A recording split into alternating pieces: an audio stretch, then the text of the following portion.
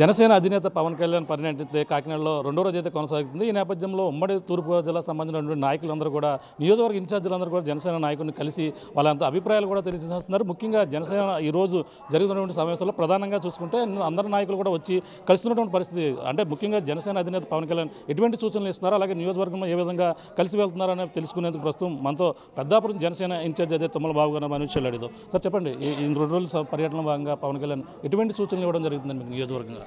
ఖచ్చితంగా పవన్ కళ్యాణ్ గారు తూర్పుగోదావరి జిల్లాలో ఉన్నటువంటి ఉమ్మడి తూర్పుగోదావరి జిల్లా కాకినాడ జిల్లా రావడం జరిగింది.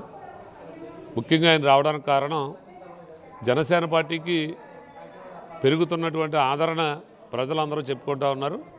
బలమైనటువంటి జిల్లా తూర్పుగోదావరి జిల్లా జనసేన పార్టీకి మొట్టమొదటి నుండి. దాంట్లో ముఖ్యంగా కాకినాడ పార్లమెంట్ల మీద ముఖ్యంగా ఈ 3 రోజులు కూడా ఆయన గట్టిగా సమీక్ష జరుపుతూ ఉన్నారు. ప్రతి నియోజకవర్గ ఇన్ఛార్జిని సుమారు గంట సమయం కేటాయించి ప్రతి విషయం కూడా క్షుణ్ణంగా తెలుసుకుంటూ ఉన్నారు.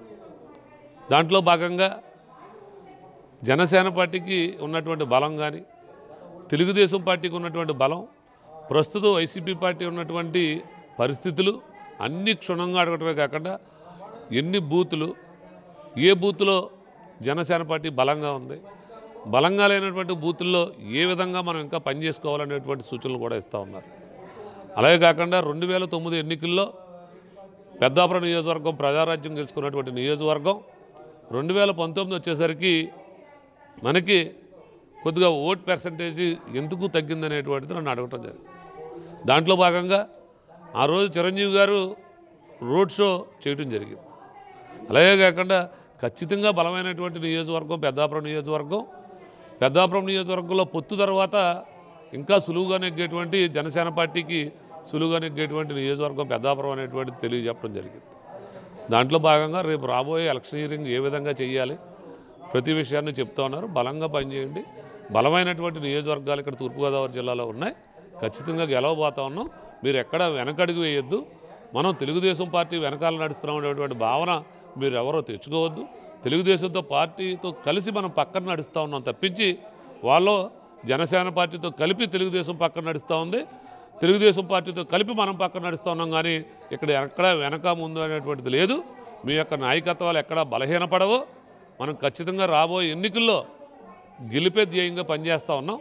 ఎక్కడ బలంగా ఉంటే అక్కడ ఖచ్చితంగా అభ్యర్థి జనసేన పార్టీ అభ్యర్థిని నిలబెడతారు.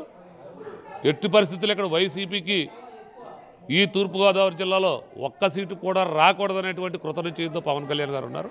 ప్రధానంగా జనసేన టీడీపీ పొత్తులో సీట్ల కేటాయింపు విషయంలో ఎటువంటి అసంతృప్తి వస్తే ఒకవేళ టీడీపీ కేటాయిస్తే జనసేన నాయకులు ఏ విధంగా సంసిద్ధంగా ఉండమని సూచనలు ఇవ్వడం జరిగింది? ఏ విధమైనటువంటి అసంతృప్తులు ఎవరికి ఇప్పుడు ప్రస్తుతానికైతే ఎవరికీ లేదు. ఆయన ప్రస్తుతం యువతను ప్రోత్సహించాలనేటువంటి ఉద్దేశంతో చాలామందిని నియోజకవర్గ స్థాయిలో మరి ఈరోజు పరిచయం చేసినటువంటి వ్యక్తి పవన్ కళ్యాణ్ గారు. మరి చాలామంది పవన్ కళ్యాణ్ గారి యొక్క అభిమానులు కానీ, ఆయన్ని ఇష్టపడేటువంటి వారు కానీ ఇక్కడ ఛాతి మీద ఆయన యొక్క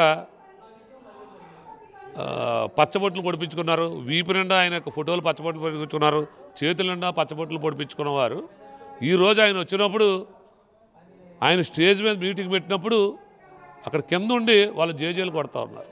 మరి ఎవరైతే నియోజకవర్గ ఇన్ఛార్జీలుగా ఇచ్చారో వారందరినీ మరి మంచి స్థాయిలో పైన కూర్చోబెట్టి గౌరవిస్తూ ఉన్నారు.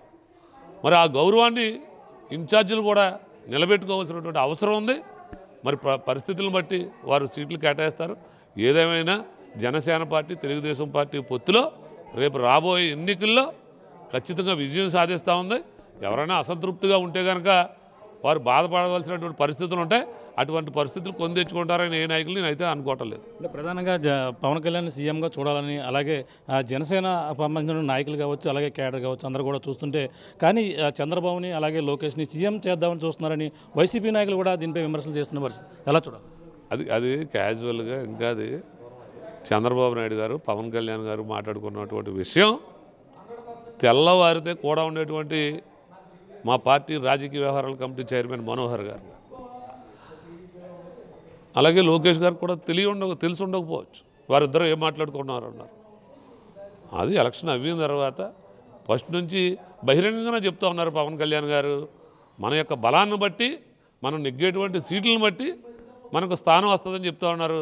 జన సైనికులందరూ ఆ విధంగా పనిచేసి బలమైన నియోజకవర్గాలు ఎక్కడైతే ఉన్నాయో అక్కడ పనిచేసి మనం ఎక్కువ సీట్లు సాధిస్తే ఆటోమేటిక్గా ముఖ్యమంత్రి ఇంకొకరు ఇవ్వాల్సిన పని లేదు. ఆటోమేటిక్గా పదవి ఆల్రెడీ అన్ని ఆయన జాతకం మారిపోయింది. పవన్ కళ్యాణ్ గారు ముఖ్యమంత్రి అవుతున్నారని మొత్తం ఆస్ట్రాలజీ ఆయనకు ఉన్న పరిస్థితులు అందరూ చెప్తున్నారు. ప్రజలు కూడా ఖచ్చితంగా పవన్ కళ్యాణ్ గారిని ఒకసారి ముఖ్యమంత్రి చూడాలి. ఒక నిజాయితీ పాలన ఏ విధంగా ఉంటుంది. అనేక సార్లు కాంగ్రెస్ చూసాం, తెలుగుదేశం చూసాం, వైసీపీ చూసాం, అనేక మందిమైనటువంటి నాయకులు చూసాం. ఒక నీతి నిజాయితీవంతమైన నాయకుడు ఒకడు ముందుకు వచ్చాడు పవన్ కళ్యాణ్ గారు. ఖచ్చితంగా అన్ని వర్గాలకి మంచి జరుగుతున్నటువంటి ఆలోచనతో ప్రజలు ఉన్నారు. ప్రజలే తుది తీర్పు ఇచ్చేవాళ్ళు ప్రజలే, కానీ ఈ నాయకులు కాదు. ముఖ్యమంత్రి ఇవ్వాలన్నా నన్ను ఎమ్మెల్యే చేయాలన్నా నాయకులు కాదు, ప్రజలు తుది తీర్పు ఇస్తారు. ప్రజలు ఈరోజు జనసేన పార్టీ వైపు చూస్తున్నారని గట్టిగా నమ్ముతా ఉన్నాం మేము అందరం.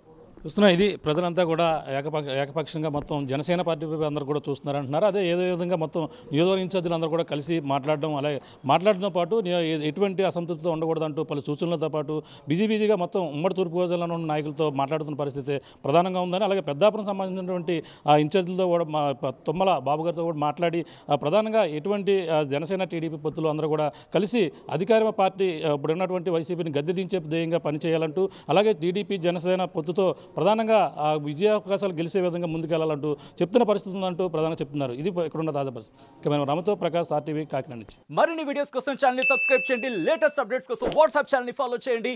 అండ్ లింక్ డిస్క్రిప్షన్ లో ఉంది.